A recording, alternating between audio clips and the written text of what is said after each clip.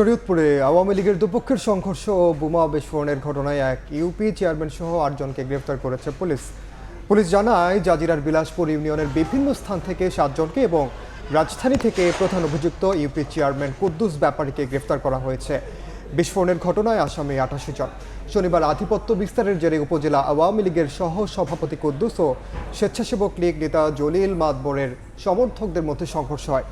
সে সময় অর্ধ শতাধিক হাত বোমার বিস্ফোরণ ঘটে। এতে আহত হন অন্তত ১৫ জন।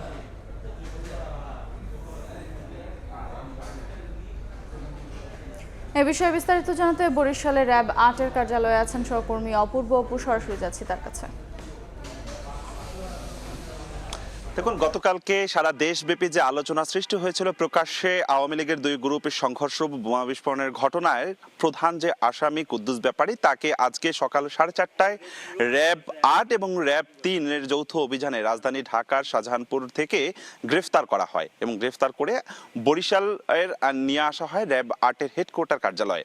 আজকে 3:30টায় এখানে আনুষ্ঠানিকভাবে সংবাদ সম্মেলন করে জানানো হবে বিস্তারিত তথ্য। তবে অনানুষ্ঠানিকভাবে আমরা যতটুকু জানতে পেরেছি যে এই ঘটনায় এখন পর্যন্ত ৮৮ জনের নাম উল্লেখ করে এবং অজ্ঞাতনামা 800 থেকে 1000 আসামি রয়েছে। সেই আসামির মধ্যে 8 জনকে গ্রেপ্তার করা সম্ভব হয়েছে এবং প্রধান যে আসামি ইউনিয়ন পরিষদ বিলাসপুর ইউনিয়ন পরিষদের চেয়ারম্যান কুদ্দুস ব্যাপারী তাকে গ্রেফতার করা হয়েছে। আজকে সকালে তথ্য প্রযুক্তির সহায়তায় তাকে গ্রেফতার করে আনা হয়েছে। র্যাবের দুটি আভিযানিক দল অর্থাৎ র্যাব ৮ এবং র্যাব ৩-এর আভিযানিক দল তারা এই অভিযানটি পরিচালনা করে 24 ঘন্টার মধ্যে তাদেরকে আইনের আওতায় আনতে সক্ষম হয় বলে জানিয়েছে যে তার বিরুদ্ধে অর্থাৎ কুদ্দুস ব্যাপারী ইউনিয়ন পরিষদের চেয়ারম্যান কুদ্দুস ব্যাপারীর বিরুদ্ধে শরীয়তপুরের জাজিরা থানায় 19টি মামলা রয়েছে বিভিন্ন অপরাধে এবং রাজধানী ঢাকায়ও 2টি থানায় 2টি আরও মামলা রয়েছে। অর্থাৎ তার বিরুদ্ধে নানান সময়ে যে অপরাধের তিনি স্বর্গরাজ্য করেছিল এবং তারই অংশ হিসেবে র্যাব এও জানিয়েছে যে মূলত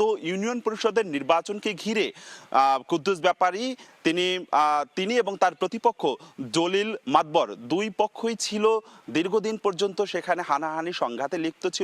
সেখানে ইউনিয়ন পরিষদ নির্বাচনে কুদ্দুস ব্যাপারী বিজয়ী হয় এবং পরাজিত হয় জলিল মাতবর। এই দুই গ্রুপের অনুসারীদের মাঝে দীর্ঘ কয়েক মাস পর্যন্তই হানাহানি সংঘর্ষ চলে আসছিল এবং সেখানে সংঘাতে বেশ কয়েকজন নিহত হয়েছিল। তারই অংশ হিসেবে গতকালকে প্রকাশ্য দিবালোকে সেখানে মাঠে যে বিস্ফোরণ হয় সংঘর্ষের ঘটনা হয় তাতে কিন্তু দেশ জুড়ে আলোচনা সৃষ্টি হয় এবং পরপরই আইন শৃঙ্খলার বিভিন্ন ইউনিট মাঠে নামে অপরাধীদেরকে ধরতে।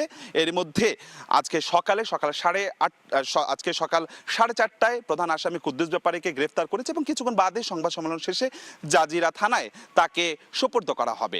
এতটুকুই আমার কাছে সবশেষ খবর ছিল বরিশালের র্যাব ৮-এর হেডকোয়ার্টার কার্যালয় থেকে। সরাসরি যুক্ত ছিলাম বরিশালের র্যাব ৮-এর কার্যালয়ের সামনে থেকে।